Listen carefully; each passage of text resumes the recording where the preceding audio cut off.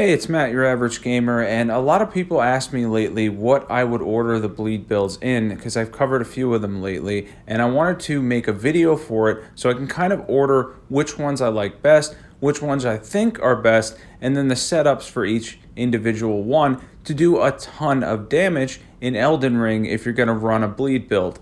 Now, all five of these setups are great. They're really fantastic, and a few of them do use seppuku, obviously, because it's just one of the best things you can do for bleed. But I want to make this clear. I kind of ordered this video in convenience for everybody. The first one here is the Scavenger curved sword, and it is the one I believe is the best bleed build for me in Elden Ring.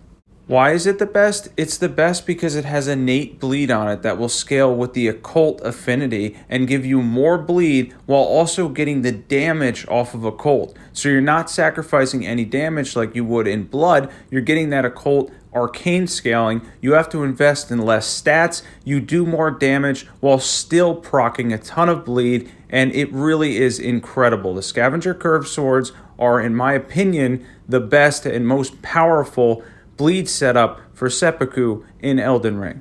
I do truly believe, as some people would scale this would be S tier. They are fantastic. They do a ton of raw physical damage on top of the bleed procs. They are absolutely fantastic, and I ran through the game, I believe on New Game Plus 7, it was max scaling at that point, and I had no difficulties whatsoever. It was very easy to run through the entire game with these, and then even at the end when I was hitting Elden Beast, it was chunking him for damage with the consecutive attack and jump attack bonuses, even to enemies and bosses that are immune to bleed. And that, for me, right there, would say that it is the best bleed build because it's not only awesome for bleed, it's awesome for general damage. Now for this, we have two Scavengers curved swords plus 10. Any seal will do. We're using the white mask and the raptor's black feathers, claw talisman, rotten wing sword insignia, Millicent's prosthesis, Lord of Blood's exaltation, and then we have the consecutive attack tier as well.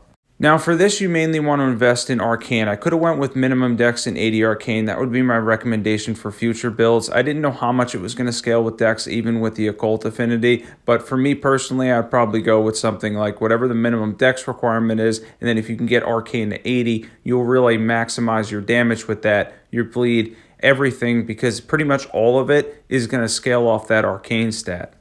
Now at number 2 here we have Mohgwyn's Sacred Spear. I know it's not as simple as the jump attacks, but I love Mohgwyn's Sacred Spear. Why? Because it's very buffable between the fire damage, the bleed, and the fact that it's a heavier weapon. It does a ton of damage with the weapon art, can absolutely obliterate some of the bosses in the game, and even though you are a standing target, the damage is ridiculous. For this setup, we have Mohgwyn's Sacred Spear. Any seal will do. I was poison proccing it. You can use the Mushroom Crown of Black Dumpling, Fire Scorpion Charm, Lord of Blood's Exaltation, Kindred of Rot's Exaltation, Shard of Alexander, and then you're going to want the Fire tier as well, and Fetid Pots and Boluses if you want to poison proc this for extreme damage. So for the stats here, you're going to want to invest heavily in arcane. It's going to be a lot of your damage, and then obviously this is the strength weapon as well if you're regular hitting with it. But as far as the 150 stats, they're here. It's nothing too complicated. I was using Golden Vow and Flame Grant Me Strength for a lot of damage. Flame Grant Me Strength's really good. It adds the fire damage, the physical damage. It's a great buff to add, and Golden Vow is always useful for almost any build. It's something I always use.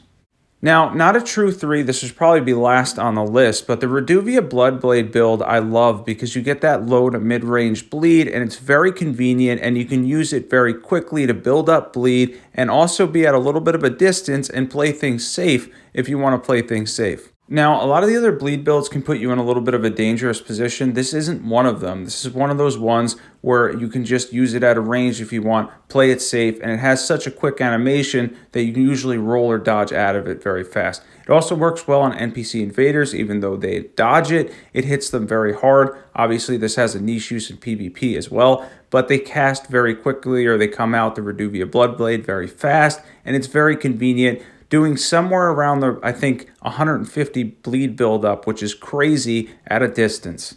Also, it should be noted that if you're close and you hit with the Reduvia itself and the Bloodblade, you're looking probably at over 200 bleed per hit. So for this, we have 2 Reduvia plus 10. You really only need 1, though, if you're using a lot of the Bloodblade, the White Mask, Green Turtle Talisman, Rotten Wing Sword Insignia, Lord of Blood's Exaltation, Shard of Alexander, and then we have the consecutive attack tier as well.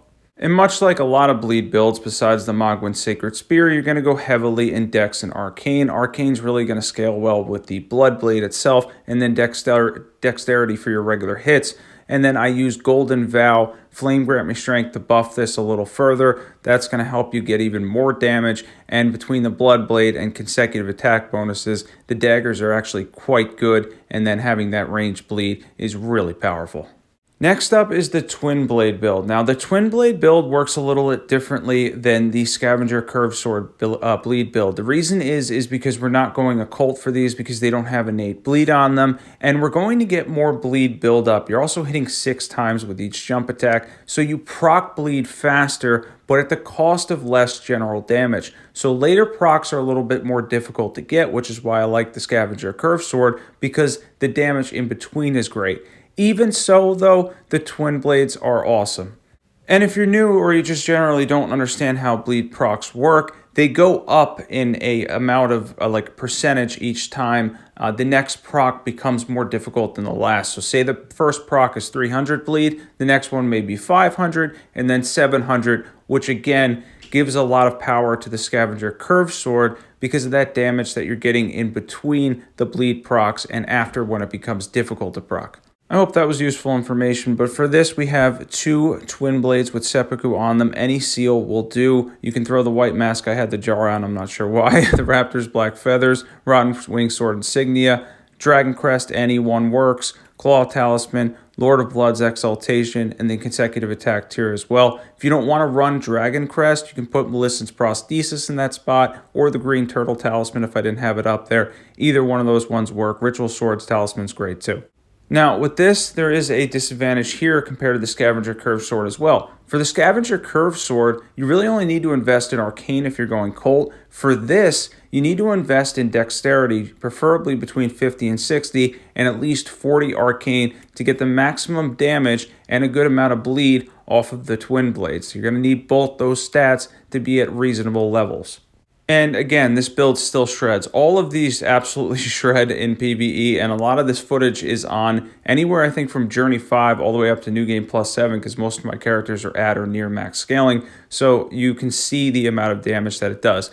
Last on this list, and the one that I had the least fun with, or did the least, was the Godskin Peelers. They're still fantastic, but I wanted to throw them on here because obviously they do a lot of damage and they're quite good. Again, this entire build setup thing is really a matter of opinion, but the Godskin Peelers for me, it just didn't appeal, no pun intended, as much as the other ones. It really didn't. Throughout my entire playthrough, my entire run through of the Godskin Peelers, I kept saying to myself, I like the Twinblades better, I like the Bandit Curved Swords better, but even so, they are quite good.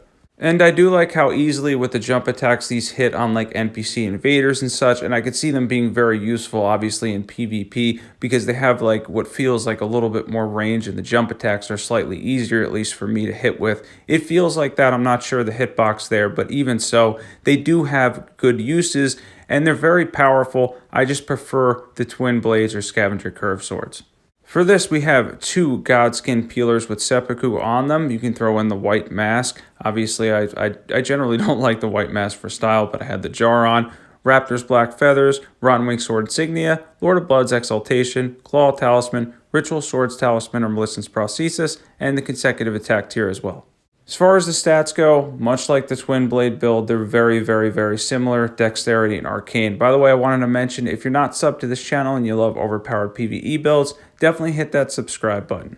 So, last thing I wanted to say here was there's a Discord too that's now kind of growing, getting some people in there, and it's a really nice community, so I'll leave that either in the description or at some point comment below. Be sure to check that out. Join the Discord too. Talk about Eldenring, and if you have any questions, you can always reach me on there too, and I'll try to help you as much as I can. And I know everybody, I know I covered a lot of bleed builds lately, trust me, I'm very aware of that, and we're going to go back to having a wide variety of stuff. It was just a common request, a common question, and then this list came about by people asking me very, very often which one was best, which one I preferred, or which one they should go with, and I hope this clarified it. They were in order best to worst, at least in my opinion, and I hope that helped and gives you a good idea of which one you would like to use if you're going to run a bleed build. Once again, if you love overpowered PvE builds, there's a ton of awesome builds on my channel. Thanks for watching, everybody, and I'll catch you guys there.